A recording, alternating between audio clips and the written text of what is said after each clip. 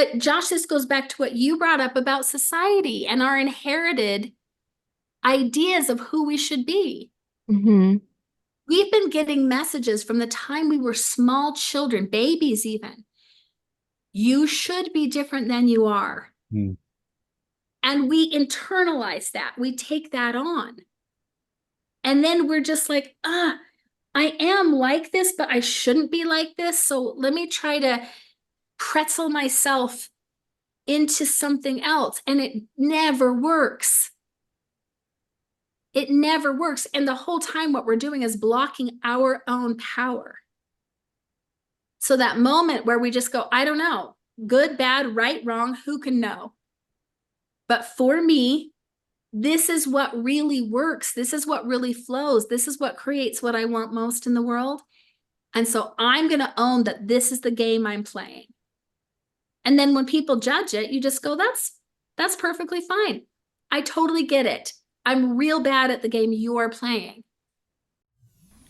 Welcome to the Deeper Awareness Podcast, where we delve into the depths of our inner selves, uncovering authenticity and transformation. Join us for enlightening conversations on breathwork, self-discovery, and the profound journey within. I'm your host, Josh Perry, joined by the delightful Hannah Oxley. Let's begin. Hello. Welcome to another episode of the Deeper Awareness Podcast. I'm Hannah, and today we have a really special, cool guest who I enjoy this conversation so much. And I'm jealous Josh actually got to have a session with her. So her name is Dawni Angel. She is just amazing. So she calls herself a human behavior specialist. And she has always been fascinated by, she'll talk more about this in the episode, but has always been fascinated by human behavior ever since she was a kid. And so she eventually created this, I don't know if we call it an idea or just um, this way to reflect deeper on yourself and what kind of fuels you. She calls them your innate drivers. And we all have things that drive us, but she picks the top three. And it's so freeing once you know what drives you, and once you know what drives your partner, or even just people in your company or wherever. Once you know what drives each other and yourself, it, like, this whole world opens up just to be able to understand yourself, understand people in your life better.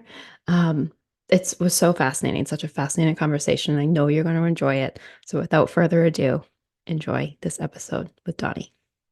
Dawni, welcome to our podcast.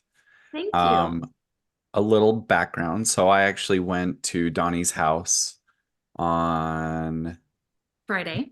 I was like, what day was that? What are days? On Friday, and got to experience what we're going to be talking about. And so life-changing. So I'll just turn it over to you if you want to give a little intro about who you are, and then we'll dive into the meat of what you teach. Okay. So I am a many things, but I call myself a human nature specialist because human nature is what I have been studying since I was a small child. And, just always with the burning question of why do we do what we do? That's my lifelong question and has really led me to where I am currently.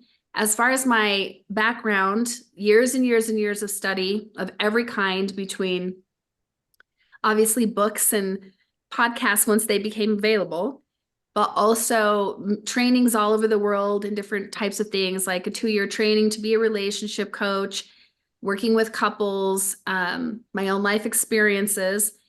And then, as we'll get into today, discovering innate drivers in 2009. I was already coaching at the time. So I've been working with people, individuals, couples, families, groups, corporations for 22 years, almost 23.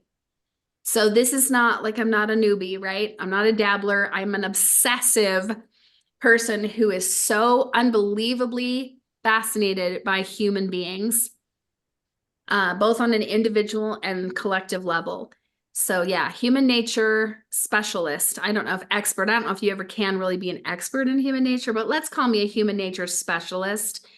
And so I have a plan when I have done 10,000 sessions to write a book called 10,000 Sessions, which with what I've learned. So I sort of keep track of my sessions, and I'm between like 8,000 and 8,500 one-on-one sessions. That's a So lot. it's a lot. It is a lot. So this is all I care about, all I do with my time, and public speaking and retreats and workshops. But my one-on-one work is really the bread and butter of what I do. And so even when you're doing couples, you see them one-on-one separately. We actually won't see a couple together to begin with. So I will always have them come to me one-on-one because I want the real story. I want the whole scoop without them trying not to hurt the other person's feelings. Right. I'm a licensed mediator and conflict resolution specialist. So I normally mediate for couples who want to stay together. But that's one of my first questions is, are we doing this to stay together? Or are we trying to do some sort of like, conscious uncoupling here? What are we doing? I need to know that right up front. So I always see people individually as well. That makes sense. Yeah. So obviously ask me any questions you have, but that's who I am. That's what I care about. And that burning question of why do we do what we do what has led to the work I do now. That's about, I would say 80% of my business is innate drivers. And are you unique in that? Like have you created that innate drivers? Yes. Yep. I discovered it and then spent thousands and thousands of hours creating and refining and honing the process of it.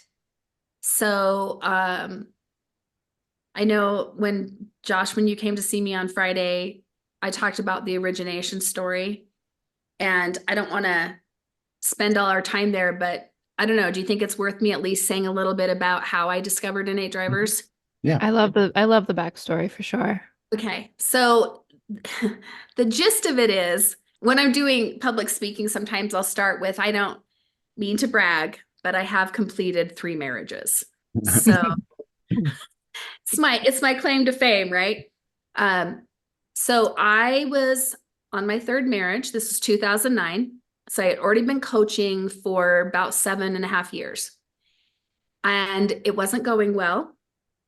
Had a 2-year-old together. And then my 3 children from my first marriage. And my then husband had called me from work saying, get the baby tended. We need to talk. So I knew it was serious. He came home, kind of blurted out, I'm miserable and I want a divorce. And I was really shocked that he wanted a divorce. He's a certain kind of person. And I honestly believed he would have never wanted a divorce, right? He's very much like, you stick with what you start. And I was very hurt and very shocked. And I did the thing that sometimes we do as humans, where we get defensive. And in that defensive place, we list our own virtues. Always a hilarious thing. I'm sure it was ridiculous at the time, but I was just like, why would you want to divorce me? I'm amazing. It's according to what I care about, right? I am amazing. So I proceeded to say things like, the house is always spotless. The bills are always paid.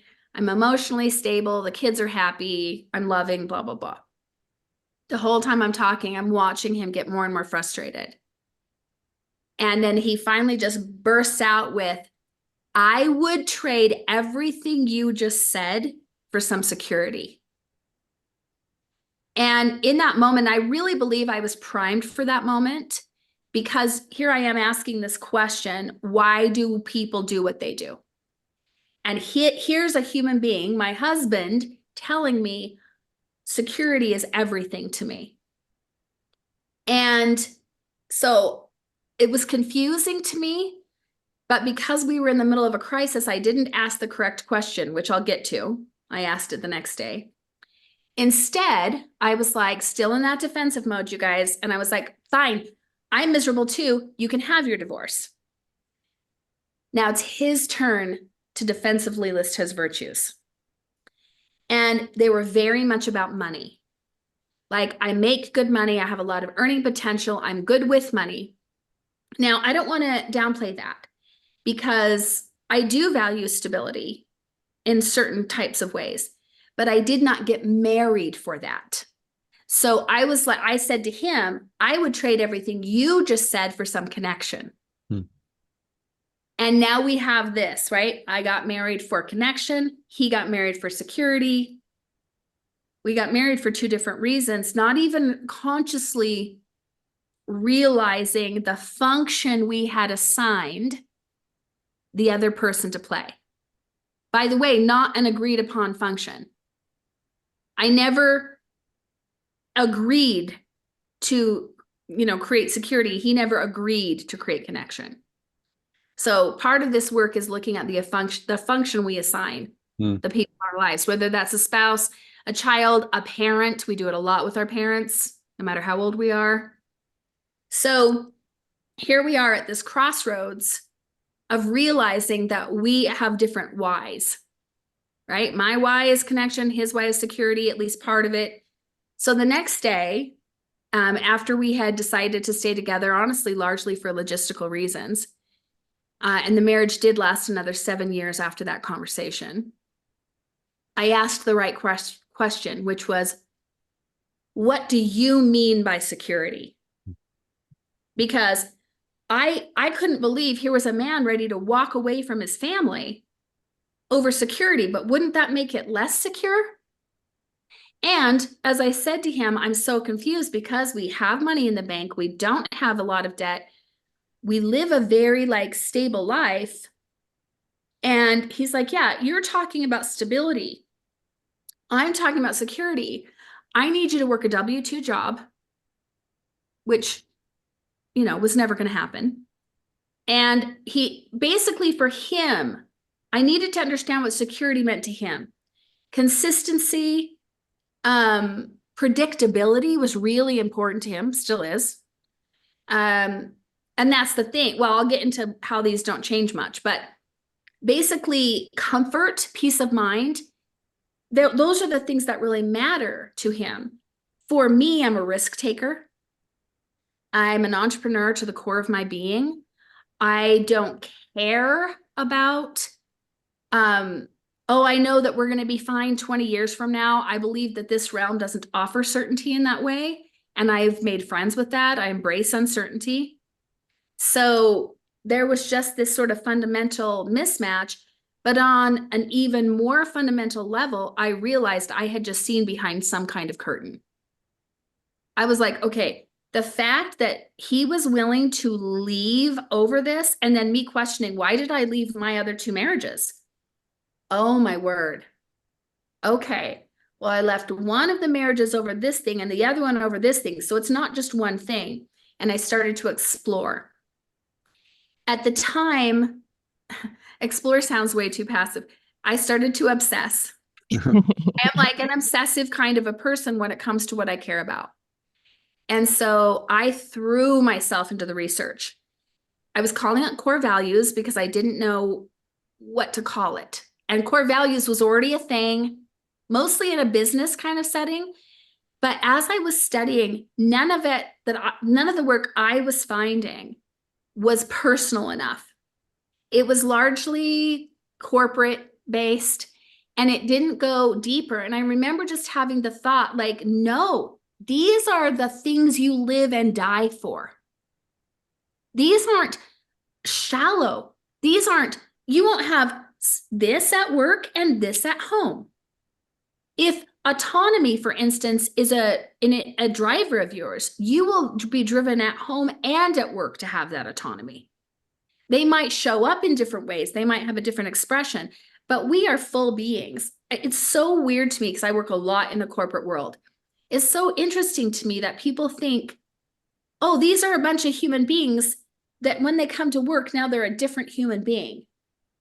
I'm like, no, your corporation is made up of human beings with emotions and needs and desires and drivers. So we're very much like whole people, no matter what we're doing. So yeah, as I really started to parse this out and put tons of work into it, I started realizing the questions that get to it. I started adding it to my coaching sessions I was doing at the time. And then it just grew and grew and grew from there as my own drivers refined and I understood who I was and why I cared about the things I cared about. And I started really aligning in the healthiest version of those. My life changed. It changed. I mean, really drastically changed and improved. And I was like, this is big. This is really big. And at that point, I had to change the name because people thought they knew what core values meant. You know, so like Josh, the experience I had with you on Friday, you said, oh, yeah, I've done my core values. And I'm like, what are they? And what did you say? I don't remember. Yeah. Yeah. Well, then, right? It wasn't hitting deep enough. It wasn't integrating. It wasn't changing people's lives the way that it was being done that I saw. So here is the last piece of this before we kind of get into what exactly they are, whatever, is as I was studying core values online, I kept finding this research that showed that they have shown people are born and die valuing the same things. So obviously the expression of them shifts over time. If you look at my son, who's now 28, when he was 2, he wouldn't let me dress him. He wouldn't let me put him in his car seat. He had to get in his own car seat, buckle himself up. He dressed himself every day. Sovereignty is his number one. Well, now in his life, right, he's an anarchist. He will not be micromanaged by anybody. He follows rules when they make sense to him. He owns his own body. Like he is very much a freedom fighter. So 2, 28, same driver, obviously different expressions. Does that make sense to both of you? So yeah, the more that I refined it and honed it and figured out the right questions to ask it, and I just started seeing these huge results coming in people's lives. And from that point on, so 2016, so discovered in 2009, 2016 is when I just completely gave myself over to it. I was like, this is what I do. This is my expertise. This is what I'm writing the book on. This is what I'm reverse engineering the process for so that I can train other people to do this in their coaching work or in their HR work or in their therapy and their teaching. And so it's really just grown since that point. So the people that we have on this podcast, we ask them the question, what did society teach you would fulfill you? And then they strive to do those things. And at some point their body shut down or divorces or depression, because it feels like societally we've been given what right. Yeah. Yeah. What should drive us. And to your son, sovereignty doesn't fit in any corporate building or a picket fence. I mean, I'm sure you'll get to. Okay. You're correct. Yes. Okay. So this is paramount to discover individually what drives each of us. A million times yes. And there's so much I could say about that. But here's the most important thing to know here is that absolutely we inherited what were the values, principles, drivers we should value.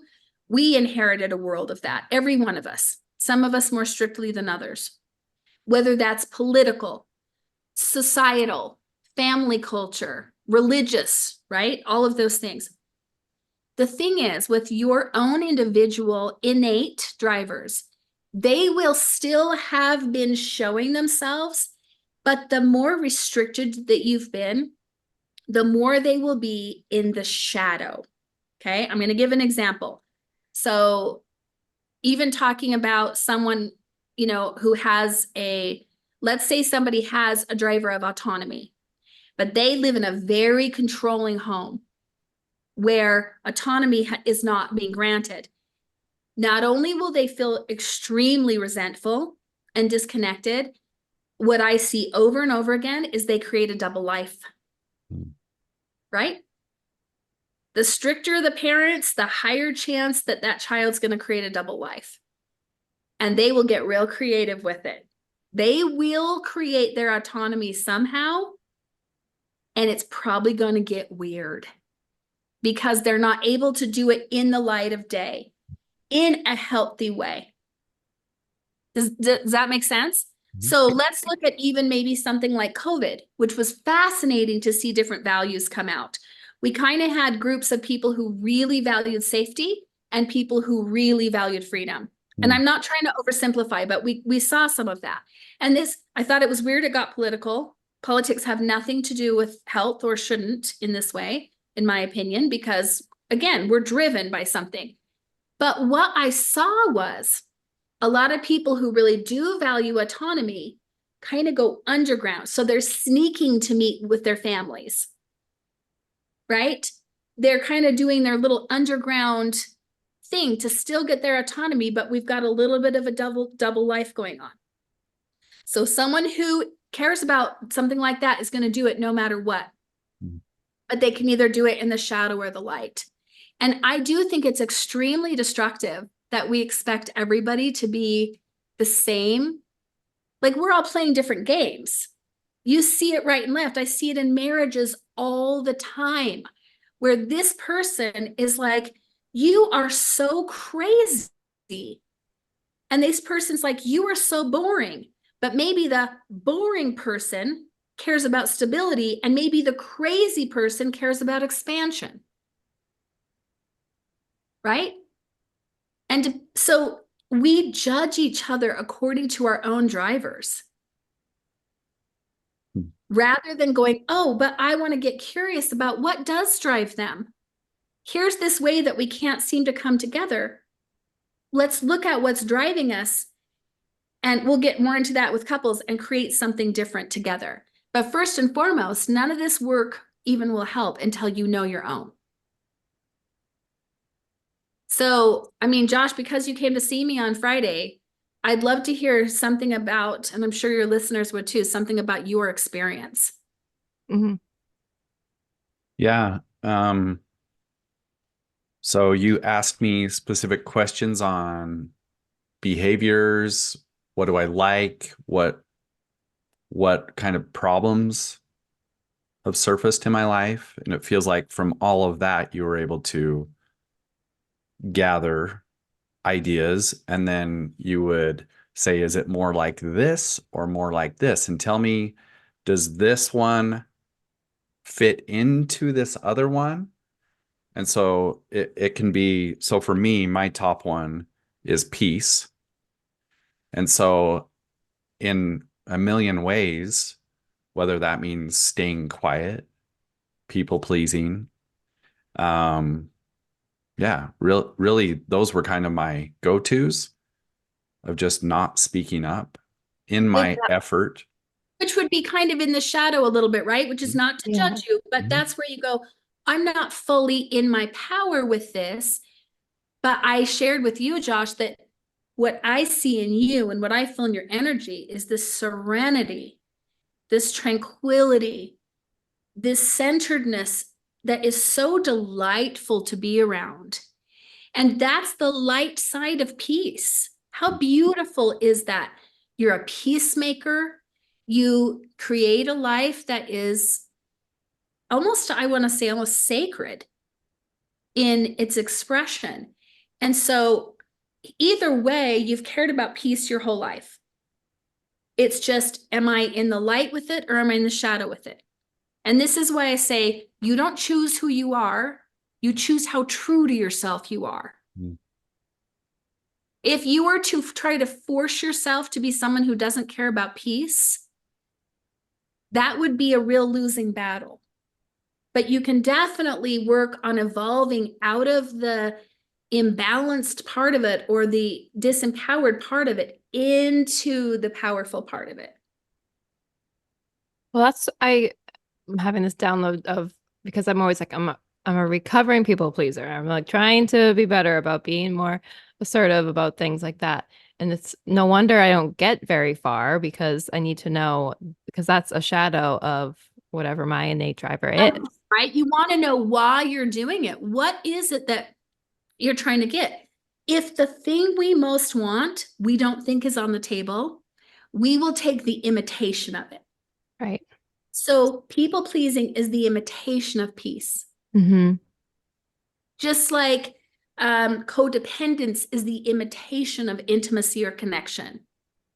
And the real irony about those imitations is not only do they not satisfy and fulfill us, but they actually block the real thing from coming in. Mm. So think about, Josh, if you were to like examine that, and I know that you're an introspective person, you could probably think of specific times when people pleasing actually blocked you from having true peace and true, lasting, sustainable peace. Mm-hmm. Yeah. I would say like 100% for me, at least, like all the time. Every time I people please, I can feel my soul being sucked out of me, because it's not the solution. It's not every imitation is like that. So one of the things I deal with, because I deal with so many couples, is affairs, infidelities. And I swear to you guys, almost every time is because the person has such a deep need and desire for connection, intimacy, right? Relating, full presence, something along those lines. This isn't to justify any of that. This is to make us feel less crazy and stupid. Mm-hmm. Right. That As you're saying all that, it's like just like so putting glasses on, it's like you can see so clearly. It just makes so much sense what you're saying. And what I can tell these wonderful people who are usually in a lot of pain about this is I can say, so here's the thing is what we know is that having an affair, although it may give you temporary connection or the feeling of it, it's not sustainable. And at the end of the day, it's probably really threatening the connections that actually mean the most to you. Right. So it's not a judgment. It's almost like the reality of cause and effect that we can now see more clearly once we're able to courageously, it is courageous to get this clear. Mm-hmm. Because your whole life will kind of flash before you as you realize what you've done, how it's impacted you, but now you understand yourself. And there's great relief. The day I realized why I had been divorced 3 times, as someone who doesn't see myself as someone who would do that, and I'm not a crier, and I sobbed. The relief I felt from knowing why I had done that, both why I had married those men in the first place and why it had ended, it was so liberating, because then I wasn't afraid of doing it again. And I'm now like happily married doesn't begin to touch what I am. Bliss, absolute and total bliss. I joke that I'm trying to get the coined phrase 4th time's a charm. It hasn't caught on yet, but it's gonna someday. But I really credit Innate Driver's work for that, because coming in with a full understanding of who I am and what lights me up and nourishes me, and knowing what I was doing before was looking for one piece of that. Right. And we have a tendency to make some of our a lot of our choices from our first innate driver, and mine is workability. Connection ended up being my number 2. So because I had such a deep desire for workability, I found men who were good providers, very clean, orderly, stable in that way.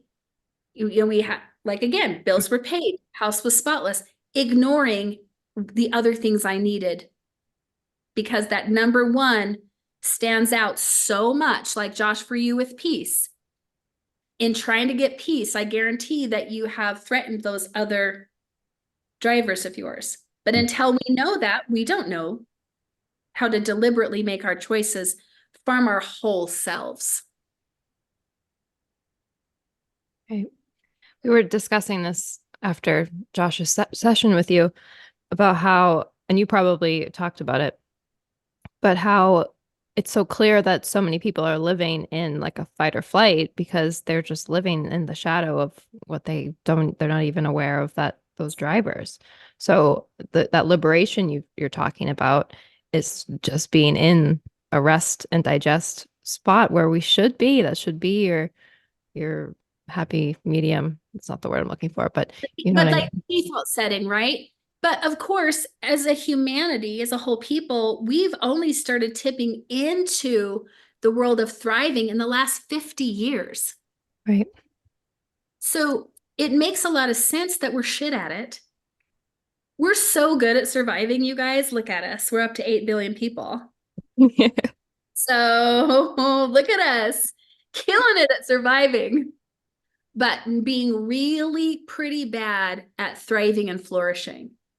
And I will tell you, the drivers are the key to the world of thriving and flourishing. And when we align with it consciously, we can now create, again, not just the number one. So in order to kind of demonstrate this, Josh, are you willing to share your number 2 and number 3 drivers as well? Mhm. So Yeah. peace, one. Number 2 is discovery. Okay. And what that kind of entails is understanding, exploration, experimenting, learning, looking for patterns, research. And then my third one is love. And what I have underneath that is connection, facilitating, making a difference, presence, unity, expansion, belonging, and vulnerability. So for you, if you were to choose something just from one of those, any one of those, not just from peace, let's say that you were to choose a relationship because there was a lot of love, like you're so into this person, but maybe there's not a lot of peace, and maybe there's not a lot of discovery. If they're rigid, they're not interested in that. Is that going to be sustainable if there's just love? No, I felt all these walls just went up inside me at the idea. So let's change the subject. So here's the example I give. And I kind of like almost feel like I have to apologize to you, Josh, because we talked for so long, you've heard some of this. So sorry. That's fine. That's great. Josh has already heard this, but so I give the example, I'm on a date. It was probably my 3rd or 4th date with my ex-husband. And he said to me over dinner, every woman I've ever been with says I'm emotionally unavailable. Now, this is before I knew about innate drivers. But if I had done this work and I was on a date like that, and someone said that to me, I would say this. Oh, that's interesting. For me, connection is one of my top 3 drivers in life. It's super important to me. It's actually necessary for me to feel nourished. So I don't think this is a match, but like, let's finish dinner. And then I hope you have the best life and mean it, right? It wouldn't be personal. Instead, because I didn't have this conscious, I was like, in my head, I was like, ooh, I hear a challenge. I'm going to be the one he's emotionally available for. Spoiler alert, I was not. So so I would have been able to say, like, I'm not just looking for workability. I'm not just looking for that piece of things, the order and the organization and the stableness and the ease. I'm looking for connection as well. For me, deep conversation, fully present with me. There's an intimacy about the connection I crave, and it's deep. And then also in generosity, for instance, is super important to me. I don't feel connected with people who are stingy. Generosity, reciprocity. And then my third one is legacy. So for me, my family of origin is extremely important to me. I do genealogy. It's largely family, but it's also that ripple effect out in the world that I love to have. So let's say, someone knows about themselves and they're on a date with someone's like, I can't stand my family. I don't really have any desire to get to know your family. I don't really care what happens to the world after we're gone. Okay, that's fine. Everyone has every right to be however they are, but I would be able to know that won't work for me. It's really powerful to own these, not just to be aware of them, but to accept them and align with them and fully own them. So I'm curious, for Hannah, for you, like even just talking about it so far, do you start to get little inklings of what one of yours might be? The connection kind of sounds right because sometimes I crave that. And then also peace, I think, because of I even as a kid, I remember just being like, I just want everyone to be happy. Like it's all I want in the world. So those two sound like they fit, but Let's who say, knows? let's say, Hannah, that you and I were doing a session, right? And even though we don't live in the same state, we'd be on Zoom doing the session. If you said that to me, I just want everyone in the world to be happy. My first word that would come to me would be harmony, That even feels better. right? Mm-hmm. So peace is part of harmony. Mm-hmm. And in fact, Josh, under peace, one of the words we wrote for you was harmony. But for Josh, it's about the peace. But for people who are really driven by harmony, they love the win-win. They really love you when people are able to come together in a unified way and collaborate and create. They often love knowing that in their life, everyone is okay. This would totally explain the people pleasing. Mm-hmm.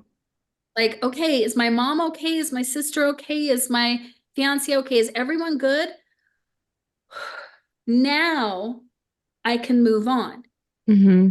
So the reason that, like for Josh, peace was number one is because for him, when things are at peace, then he is open to that discovery piece. It's not that peace is necessarily more meaningful to him than discovery or love. It's that it's sort of the prerequisite. Mm-hmm. Your first one's pretty foundational, and it opens you up to the next one. So one of the energies I see in a lot of marriages, and by marriage, I always mean, I don't care if it's legal or not. Right, that real relationship between two people that's lasting and that type of thing. I see one of the main issues is that their number one is being pushed against. And neither person fully realizes what's happening. Mm-hmm.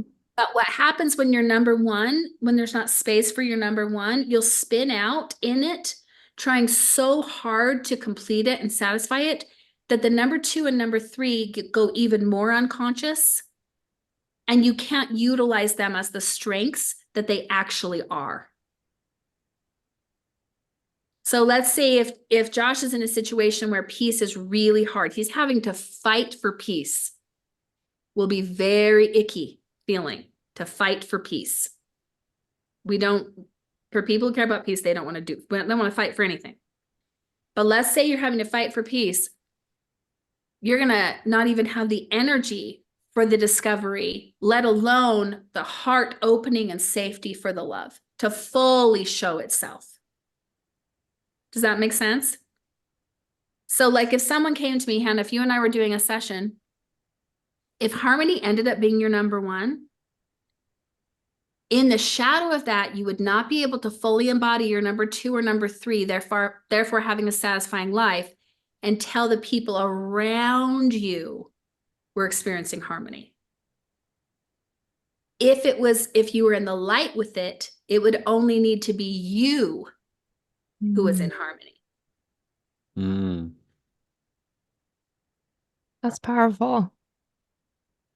So the light of this work, the healthy expression of this work, is the best medicine I've ever seen for codependence. Mm. So coming back to this idea of a married couple, okay, I'm going to use me and my husband as an example. So my number one's workability. My husband's number one is creation. So for a living, he's a creator. He's a media guy. That's what he does full time. He's brilliant at it, but he also builds in, actual real things. He's constantly creating in one way or another. So workability, order, organization, creation. He's a project guy. You should see our garage. Lots of pushing against until we understood what was going on. When I realized that creation was just as important to him on a soul level as workability is to me, I went to him with the most sincere and tearful apology for the times that I had blocked that, for the times that I had irritatingly told him to hurry and clean it up or whatever. And so then we started looking for ways to solutions. And so compromising is where we normally go in this case, and I'm not a fan. As someone who's worked with hundreds of couples and mediated and negotiated in all sorts of settings, I am not a fan of compromise, especially in a marriage. I think it breeds resentment. Because a lot of times, this person wants this person wants this, they both compromise, now neither one of them's getting what they want. Right. The word I love is harmonize. So I say to people all the time, we're not going to compromise, we're going to harmonize. So when Gideon and I, my husband and I, sat down to harmonize, it's like, what can we do here that we both really are perfectly happy to do? So we created his office and the garage are his spaces. So those are his creation spaces. They can be messy, they can be chaotic, however it is he needs them to be. The rest of the spaces, particularly because I work from home and see clients, are very workable. Now, guess what he does with those spaces? He makes things that make our home more workable. He created things for the junk drawer. He's created ambient lighting everywhere because I'm night blind. So if I'm up in the night, there's all this motion detector lighting. I could go on and on with what he's created to make my life more workable. What a beautiful harmonization. Now, instead of workability and creation being at odds, now they're enhancing each other. I help him organize his creative spaces. And it's just, it's so good that instead of now judging each other and fighting over it, there's such a deep understanding of what makes the other person tick. Because when you get judged or dismissed or mocked for what you care about most, the disconnect it creates is epic and really hard to come back from. And I like to, because when I was just thinking about it before we got on this call, one of my questions was, do you have to have the same things as people? But clearly it's just understanding them and at least having a little bit of being willing to harmonize. Right. So this is why, work is honestly not great for narcissists. Mm. And what a narcissist will typically do with this work is weaponize it. So whether that's using someone to hurt them with it by consciously withholding, or they will demand that you meet theirs, which is never an appropriate use of this work. We are not trying to figure out how people can better love us. We are here to be aware of how we can better love ourselves and give things to ourselves, right? Very different conversation. And then when you do have a conversation with somebody about yourself and you're communicating, you're not doing it from a place of demand. You're doing it from a place of request. And because you're ideally so good at taking care of yourself by that point, you're fine or you're fine. You know, if you're 90% fine and that's your default setting, then you're not going to go back into that survival mode of being reactionary. So really, ultimately, this is for you to know you and then choose to understand and have the bandwidth to understand another human being. So you can only imagine what this could do for parent-child relationships. That was one of my questions too. So how young how old is your youngest client, I guess? And like, can you do this work when they're so young and maybe don't even have the language?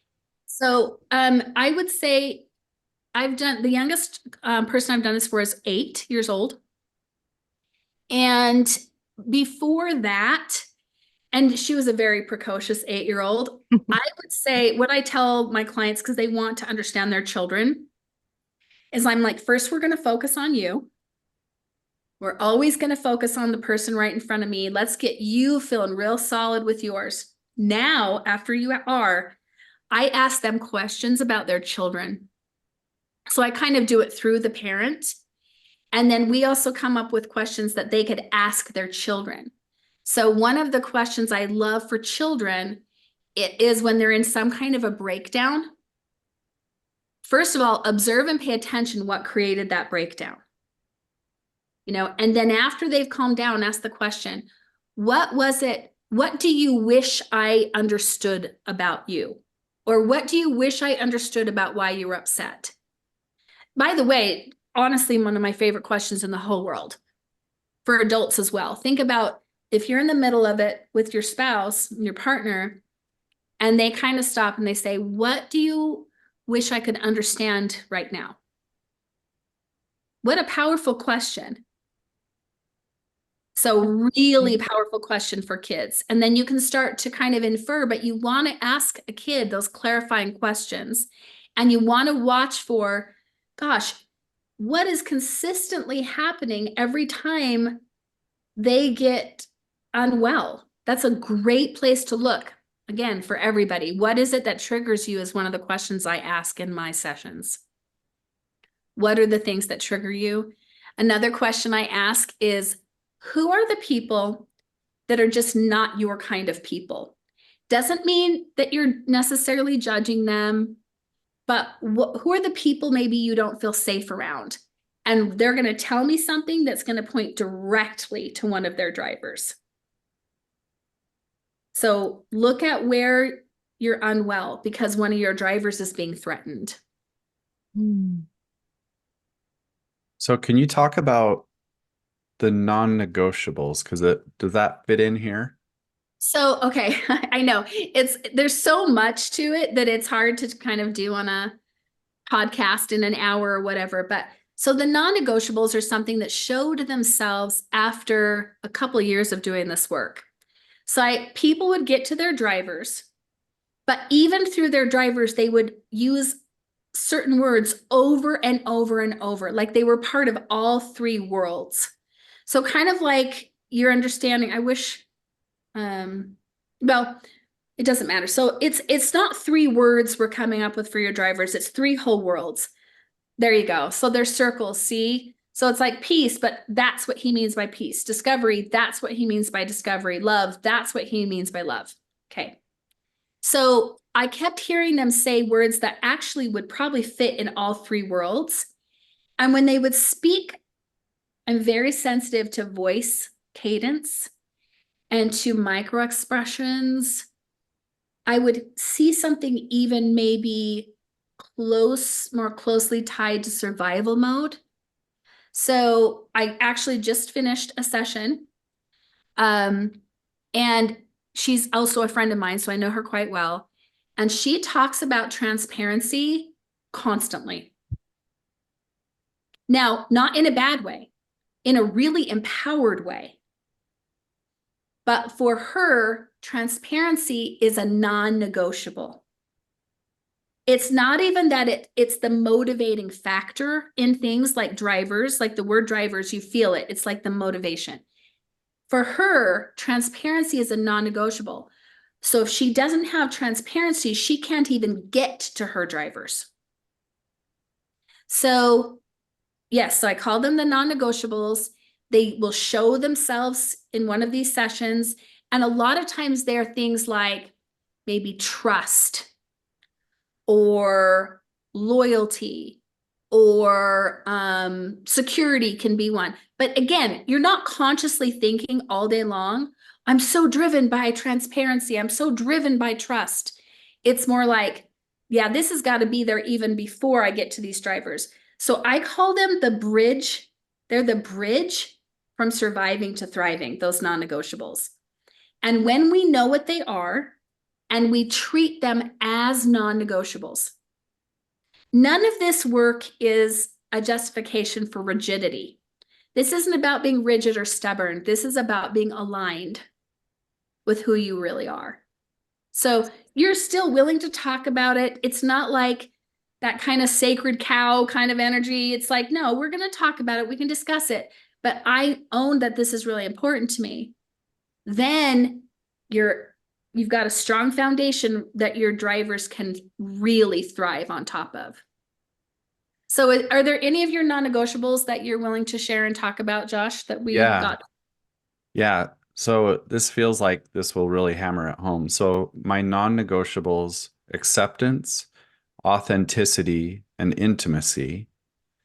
And it feels like those were not in place. And so I was sometimes getting peace. You were negotiating with your non-negotiables, Yeah. basically. Yeah. That I felt like I couldn't be authentic. If I showed up fully authentic, that would impact my peace. I didn't know how to make both of those exist. So I gave up authenticity in an effort to get peace, but then I wouldn't necessarily get peace. And so then I was getting none of it. And so, Then you're back in survival mode, right? Right. yes. So we're still driven by those things, but in survival mode, we are in the shadow with those things because we're just trying to get through the day. We're not building, we're not creative in survival mode. We're not going to be knitting a sweater while we're running away from a saber-toothed tiger. So we've really got to, for me to know my non-negotiables has been amazing because mine are realness, support, and autonomy. And so when I'm feeling survival mode-ish, like in a crisis, I can go straight to my non-negotiables and restore those. Mm. And then all of a sudden, everything else starts flowing. They're like the mechanics behind our drivers.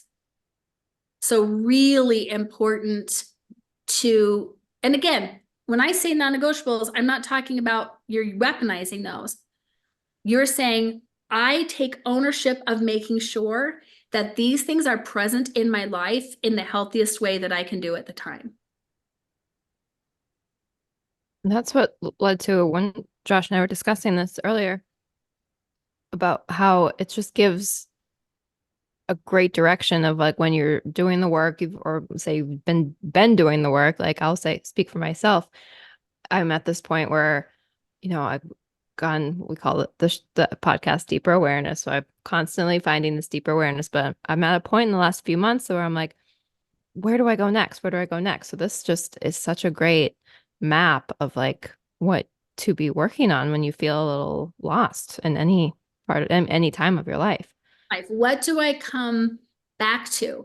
If I'm having a breakdown with my husband, my first question is always, where am I? I shouldn't say always. Sometimes I get really triggered and I'm cray for a while.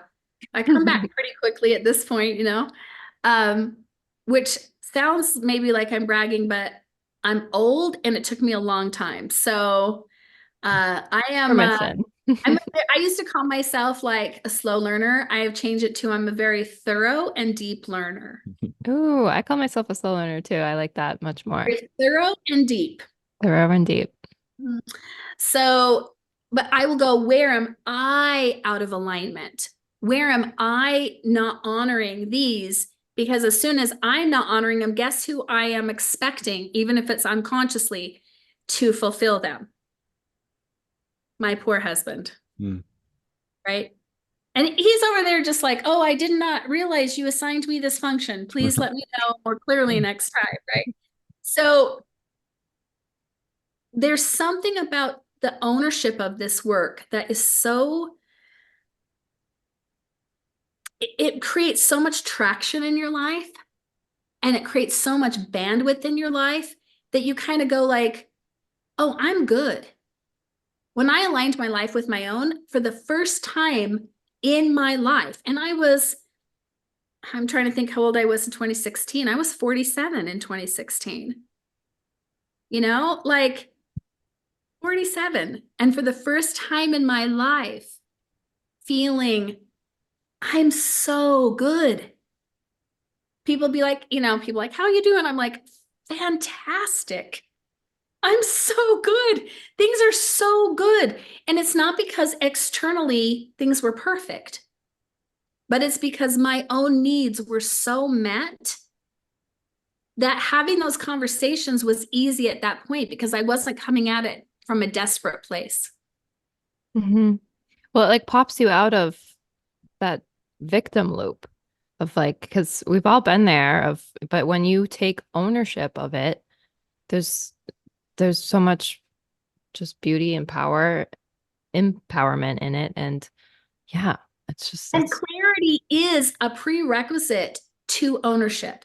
So Mm, about that for a minute. If we're not clear, how do we even own it? So let's say we've all had, job situations or work situations where we weren't clear in the expectations. We didn't even know we were in charge of that thing. right. How could there be ownership, right? How do we be good stewards and good owners of our own selves when we don't know what that means and what that looks like? Right. So many people are quick to give their power away. And it's unconscious. Mm. So we're never blaming people for doing this.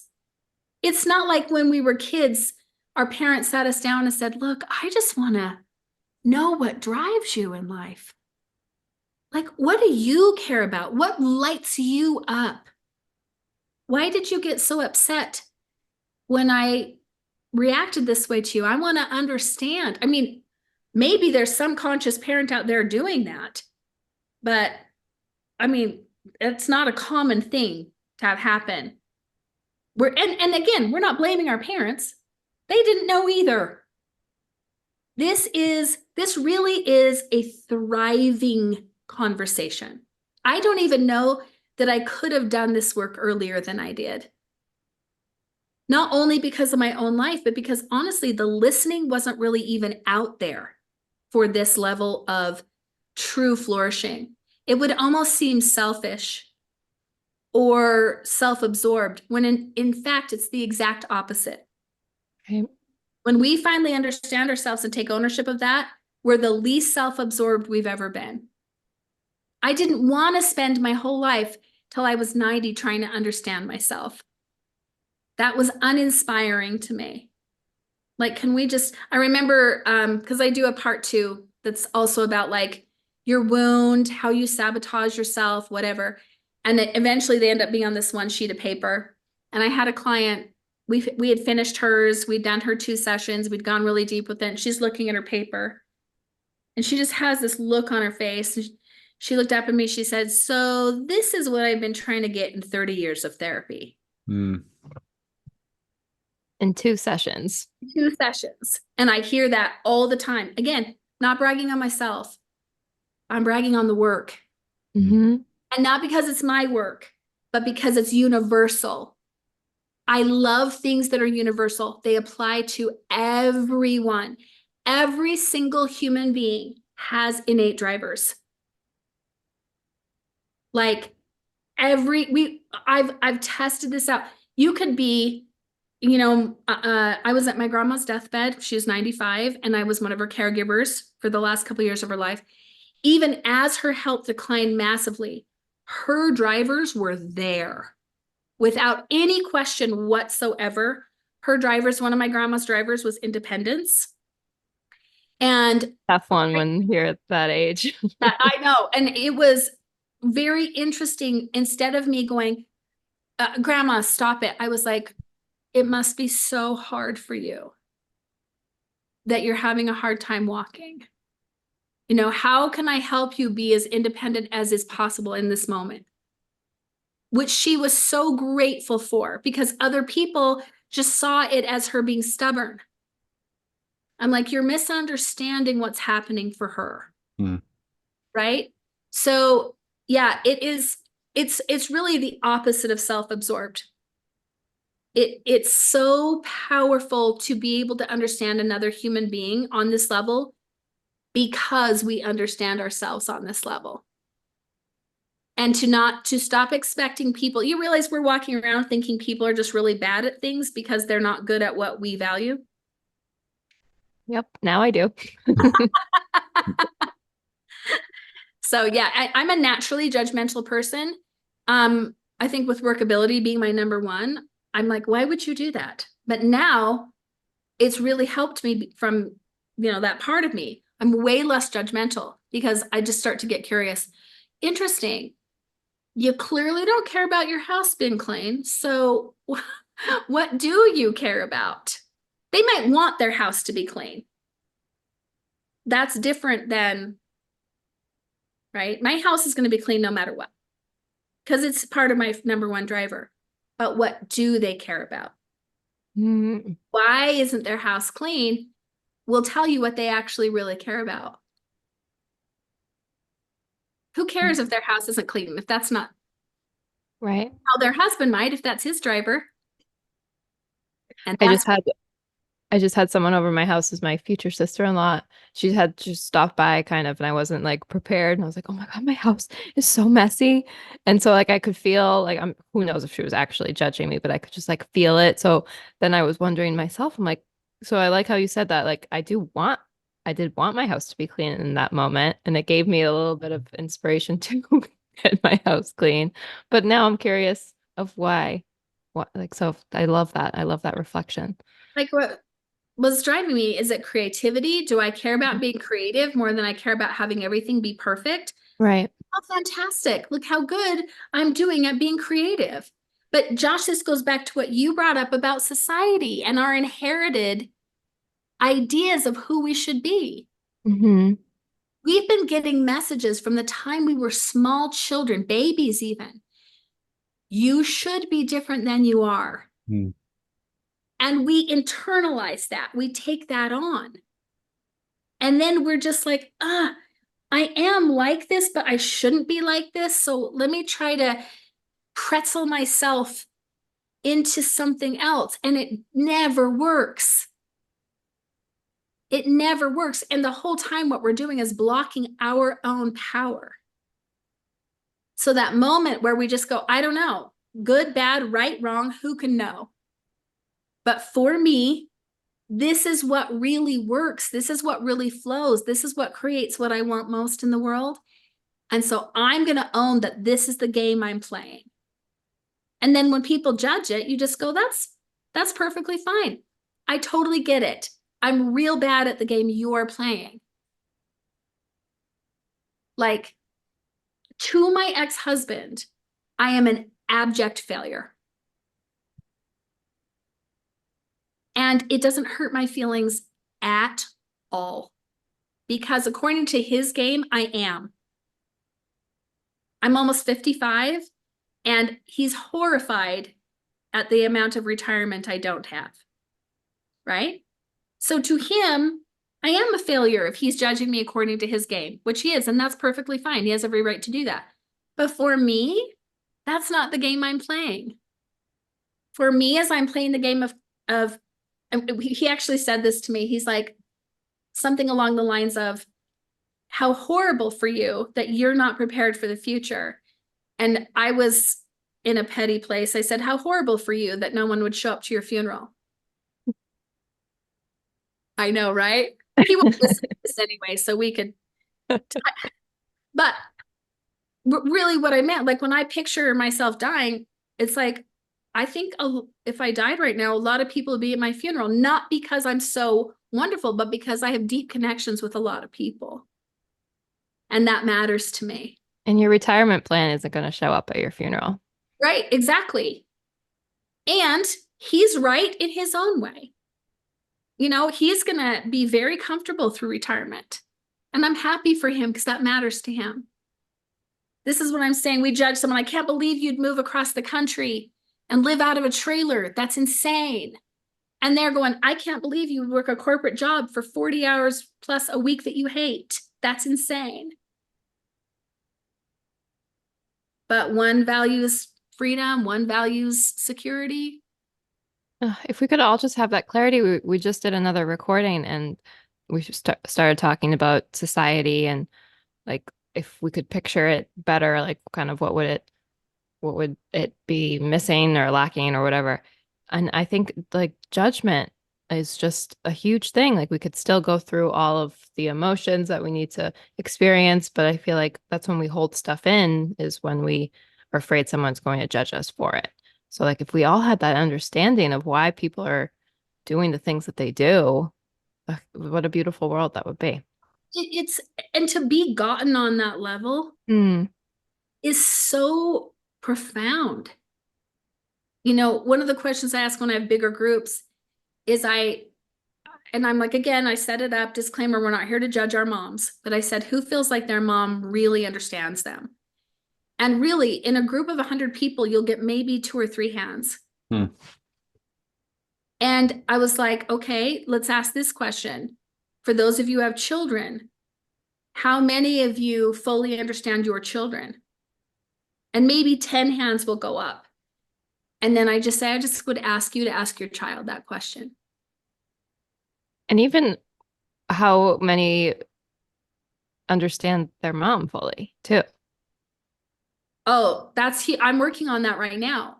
And it's really fascinating. I try to understand my almost 78-year-old mom and where she's been coming from for all these years. And her number one is freedom. And I had a life that was pretty unstable. And my mom gave us a ton of freedom. So you might go, well, that was, not good for her to do. She was giving us what she most wanted. Well, that's beautiful. Thank you, Mom, for giving me what you most wanted. You genuinely thought that's what we needed because that was your filter. That was your context. It really creates a beautiful, beautiful level of forgiveness, of understanding. And in those real moments, those super deep moments that could possibly be a deal breaker, we're able to show up in a way that's most meaningful. Instead of the way that we wish people would show up for us, we can show up for them in the way that has them feel the most supported and validated and seen. So I'm curious if there's ways for people to uncover their own drivers. Yeah, this is always the question. I'm working on the book, you guys. It's about halfway done. Because it is a process, right? And kind of part of the issue with uncovering your own is you have blind spots. Right. So you can get aspirational or desperational with it. So aspirational, like, I think love is my number one. But everyone around you is like, it is. Or desperational, like, I think order is my number one. It's like, I've seen your house. It isn't. So I get that you really are missing order right now, but that's not the same thing we're talking about. I mean, the most powerful way to try to do it on your own, I'm over here like, just do a session with me. And not because I want your money, but because number one, I don't know how much longer I'll be doing one-on-one sessions. I'm already getting really busy with the corporate work, which pays way more. So, but you hold up the true mirror for people. Like that's what they need. So this is what I tell people, and this is what it's going to, in the book I'm writing, it's going to have this huge list of questions and lots of step-by-step how to do this. But what I tell people, like on podcasts and stuff, I'm like, look at the choices that you've made up to this point in your life, particularly the big ones. Why did I get into that relationship? Why did that relationship end? Why did I move across the country? Why did I quit that job? Why did I go to school for what I went to school for? And then what are the commonalities behind that? But when you have a theory, when you have a working theory on what you think you might be driven by, run it by the people closest to you and be open to the feedback. Because a lot of times what someone instantly thinks is their driver is often their number two or even number three. Sometimes that first one is so big that to us, it's just like, that's just who we are. We don't realize how much we're driven by it. So yeah, look, that's probably the best place to start, but please don't do this in a vacuum. This is a really powerful thing to do on your own. And a lot of times have people, and honestly, these are my favorite clients. My favorite clients are those, they've already researched this. Maybe they've listened to one of these podcasts, so they've already heard the origination story. They've already taken notes. They've gotten to what they can, and then they come with that information. Then we have all the time to refine it, to test it, to double check it, and I can ask them the questions that will show if that really is or isn't. Plus, a lot of the questions are intuitive. So as I'm watching micro expressions, I will go in a different direction. If someone says like, well, I think my driver is harmony and their eyes twitching, I'm like, that doesn't mean it isn't harmony, but that might mean that they're having a hard time accepting it because it's been a painful one for them. I'm going to go wherever the conversation needs to go. I also have trained other people to do this. And so I have a couple of people who are really good. So as I'm getting busier and busier, I can send people to them. But I've noticed a lot of people, even though I charge more than the coaches who are newer at doing it, they want to come to the original, the OG, just because I am the one that and again, I'm not saying I discovered that this was a thing. Core values were already happening, but in this way, the honing and refining, I was the one that did that. So they like to do it with me. And who knows how much longer I'll be doing that. At some point, probably the one-on-one will only be part of like the bigger business packages and stuff like that.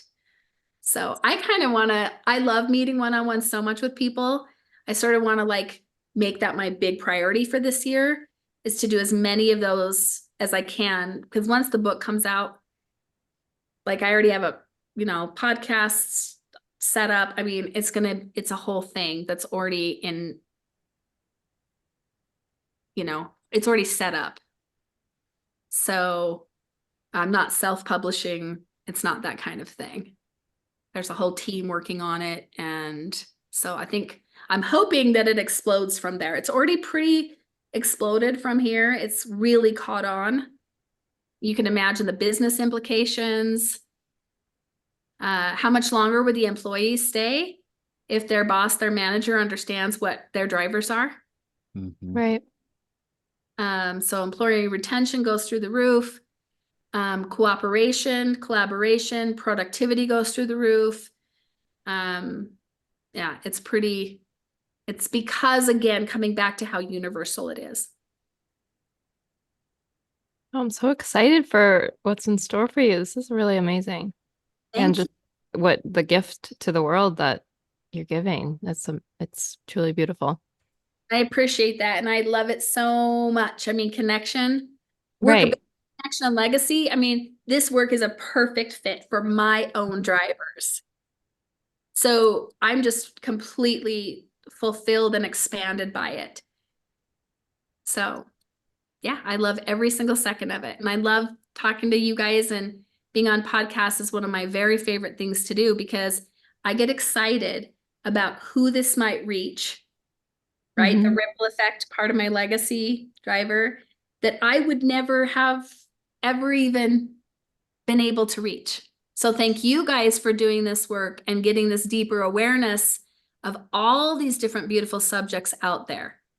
I think it's just phenomenal that that you're doing this podcast. Well, thank you so much for coming on. Yes, my pleasure. Any last questions, Josh? Well, I was just thinking about how much it's impacted me already. Since And Friday.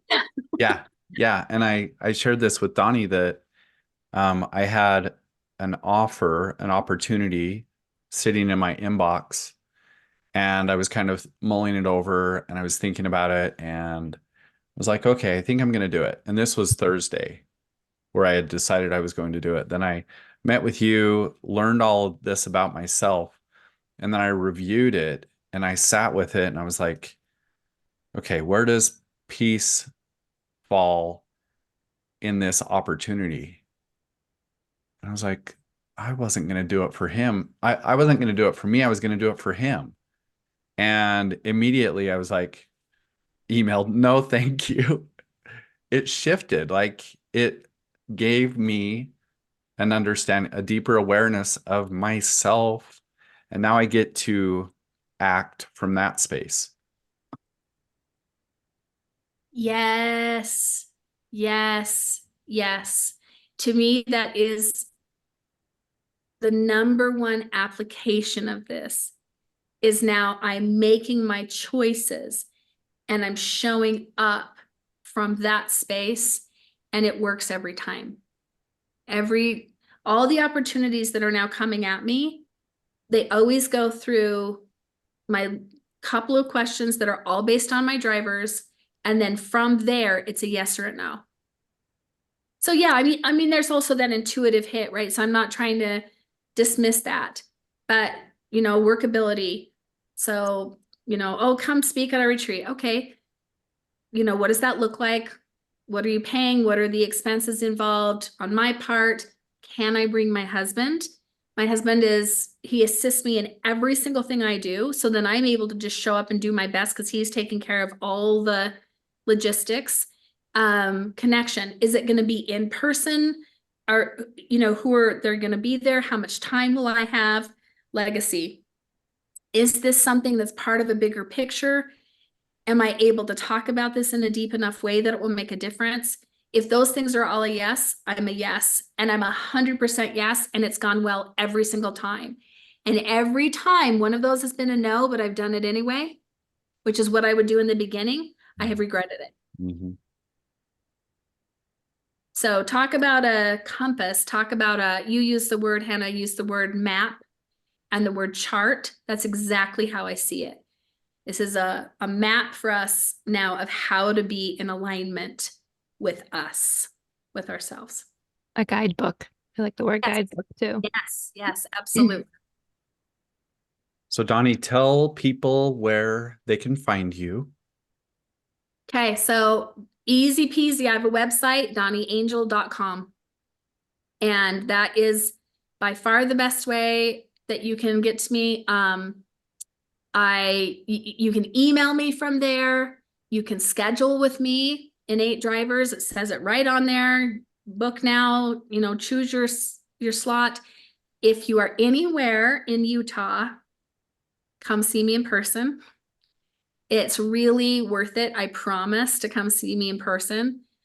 Plus I make the best coffee in the world. So book a session and we'll have coffee. Otherwise, I do Zooms all the time. There's just something about that in person. And people do fly in to see me on a regular basis. My client today is from Vegas this Oh, morning. cool. So that's a real thing that happens. But yes, I can happily do a Zoom. And yeah, it's 2 hours long and you will love every single second of it. I might fly out there just to sit on that couch with you. I know, right? Just to pet my couch, you totally should. So But we yeah. leave. I want to do something soon. Yeah. So we like to end each episode with an opportunity for our guest to share a message with the world, whatever's coming through for you today. Okay. Well, here's what the message is for today. Everything that you've done for others that was done from a real place of love, of service, of integrity, of wanting to ease suffering, whether it was received, appreciated, or recognized by anyone else, it was blessing you the whole time. Everything you do from a place of alignment blesses you, whether it is ever recognized outside of you. So none of that has gone to waste. None of that has been for nothing. What a beautiful message. Thank you. Yes, thank you guys for having me on. I've loved it. I felt that all the way through my body. So she has a YouTube channel too. I do. Dawni Angel. Yeah, she We've got does. tons of videos. Yeah. So I didn't know how intuitive you were until I started watching. So she does Coffee with Dawni, is that right? Yeah. It's my little show, Coffee with Dawni, but my YouTube name is just Dawni Angel. And it's little 10 to 20 minute segments on all sorts of things. And sometimes I do some like oracle cards, which drives my husband nuts because he's like, people aren't going to take you seriously. Listen, I can't help it if I'm mystical as well. Right? Right. Like, I'm extremely practical. So, but yeah, most of it is little, like I said, little 10-minute blurbs on inspirational things or concepts like codependence or whatever. And I literally have hundreds of videos on there. I've been doing it for a very long time. Oh, cool. So cool. Yeah, thank you. Thanks for being here. Yes, thank you. It was lovely, and it was lovely to meet you, Hannah. Yes, I hope to meet with you soon because I really love, been so intrigued. I would love that. And thanks to all the listeners for hanging with us. Yes, thank you. Bye, you guys. Bye. What a great episode. I hope you enjoyed that as much as I did. Let us know what you took from that. Leave some comments, share with a friend who also might resonate with the story. Subscribe, like, all those things so that we can spread the word about our podcast. And so all of our beautiful stories that we get to hear from our amazing guests get to be shared around the world.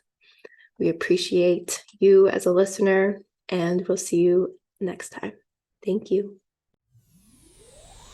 Thank you for listening to the Deeper Awareness podcast, where the journey of self-discovery and inner growth continues to unfold. We hope this episode has ignited a spark within you and inspired you to embrace a more conscious and authentic existence by looking within. If you enjoyed today's conversation, be sure to subscribe and stay tuned for upcoming episodes, where we'll continue to explore the transformative power of breathwork and emotional healing. Continue the conversation and stay connected with us on Instagram. Follow at Deeper Awareness Podcast to receive daily inspiration, valuable tips, and updates on our latest episodes and offerings. We'd love to hear your thoughts and insights from today's show, so feel free to share them in the comments below or tag us in your posts. Your engagement and feedback mean the world to us as we strive to continue to create content that resonates and empowers our incredible community. Together, we can continue exploring the depths of consciousness, fostering genuine connections, and supporting each other on our transformative journeys. This episode is brought to you by You Belong Breathwork, your destination for transformative healing and self-discovery. At You Belong Breathwork, we believe in the power of breath to unlock the deepest parts of ourselves, leading to profound insights and a greater sense of connection and belonging. Whether you're seeking emotional healing, a deeper connection with yourself, or a path to authenticity, our breathwork sessions, retreats, and coaching programs are designed to guide you on this transformative journey. Our experienced facilitators are here to hold space for you as you explore the depths of your consciousness and discover the infinite potential within. Visit youbelongbreathwork.com to explore our offerings and download a free guided breathwork session. Thank you for being a part of our Deeper Awareness community. Stay connected, stay curious, and may you embrace your true essence with love and compassion. Goodbye for now, and see you in the next episode.